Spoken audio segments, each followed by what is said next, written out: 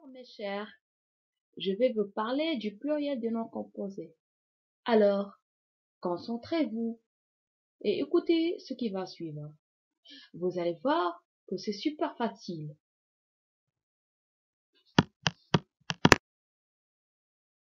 Mais alors, qu'est-ce qu'un nom composé?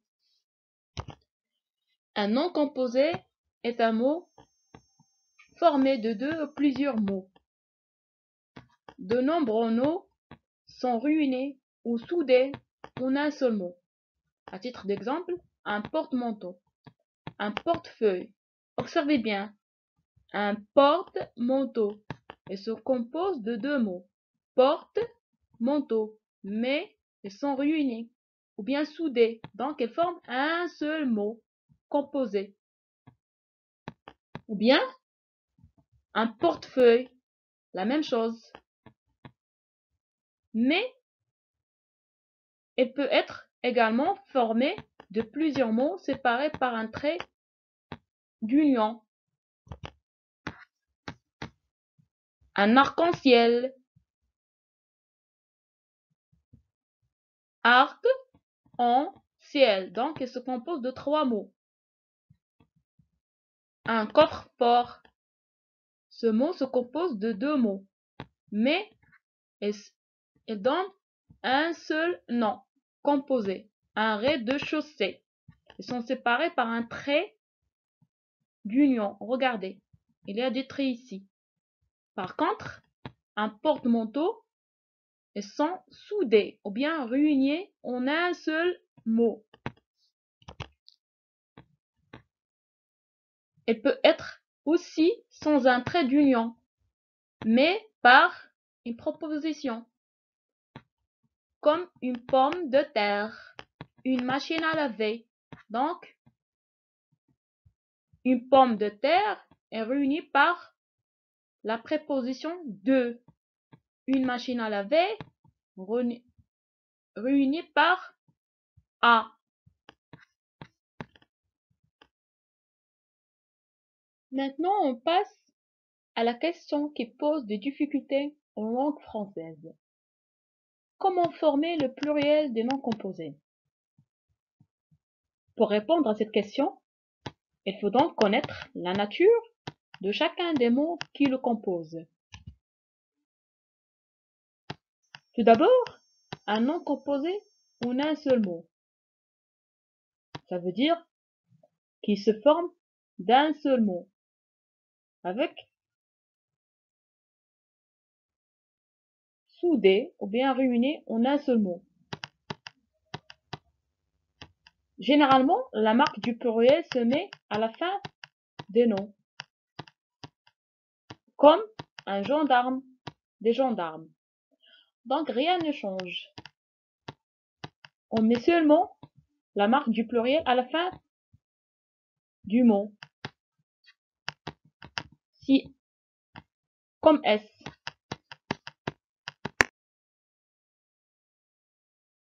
Ensuite, les noms composés de plusieurs mots séparés. Pour les mettre au pluriel, il faut savoir la nature de chaque élément qui compose un nom composé. On commence par nom plus nom. Donc, en général, les deux noms s'accordent quand le second joue le rôle d'un adjectif, comme un chou-fleur, des choux-fleurs. Donc, la marque du pluriel dans le premier mot, chou, X, et dans le deuxième mot, fleur, S. Car fleur, c'est un adjectif de chou, des choux qui sont en forme de fleurs. Alors que dans d'autres cas,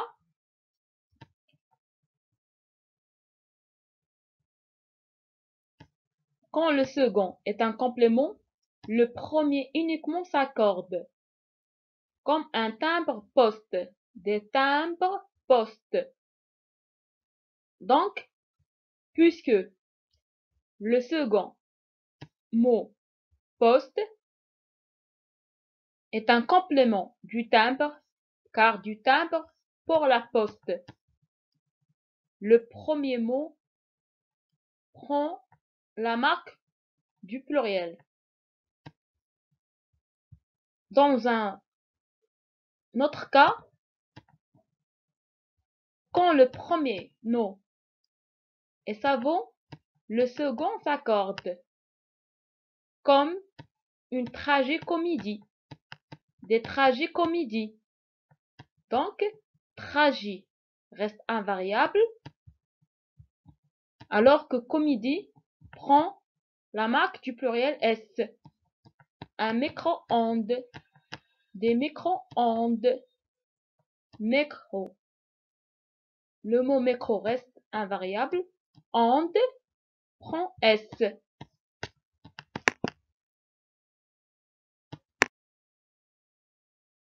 Lorsque un nom composé se forme de deux adjectifs, il ne pose pas de problème, car les deux éléments prennent la marque du pluriel, comme un sourd-muet, des sourds-muets.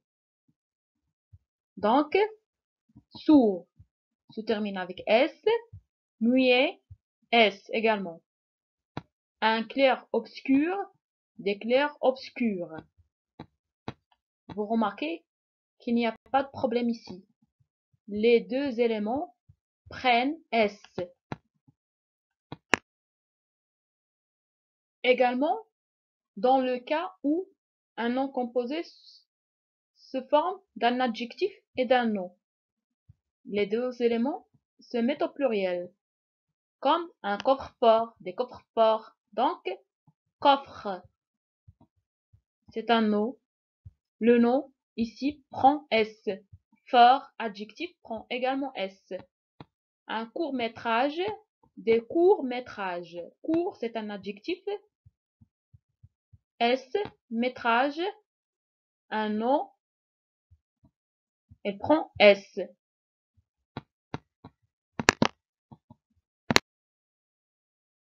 Un adverbe, ou bien préposition, plus un nom, seul le nom se met au pluriel. L'adverbe et la préposition restent invariables.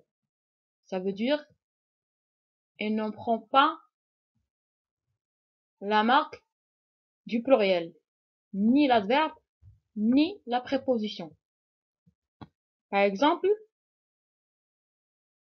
un haut-parleur, des haut-parleurs. Haut reste invariable, alors parleur prend S, la marque du pluriel. Une arrière-boutique, des arrière-boutiques. Seule boutique prend la marque du pluriel.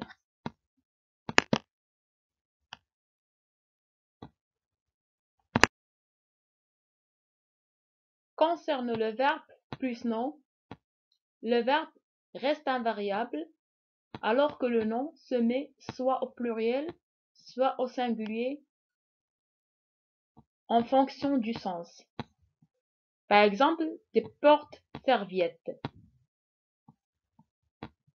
Un objet qui porte plusieurs serviettes. Donc, serviette et plusieurs. Donc, elle prend la marque du pluriel S.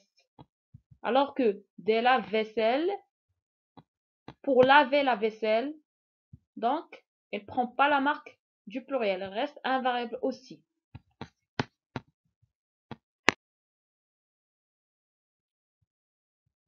Verbe plus verbe. Lorsque un nom composé se forme de deux verbes, elle reste invariable, car les deux éléments sont invariables et ne prennent pas la marque du pluriel. Un laissez-passer, des laissez-passer. Rien n'a changé, sauf l'article. Un, des. Un savoir-faire, des savoir-faire.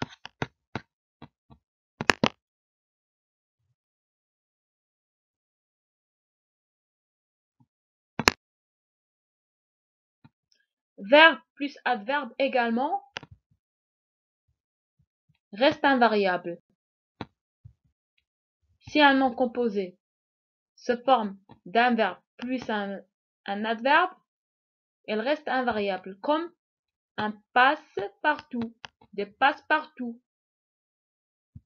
Remarquez bien, rien n'a changé, sauf l'article 1, des.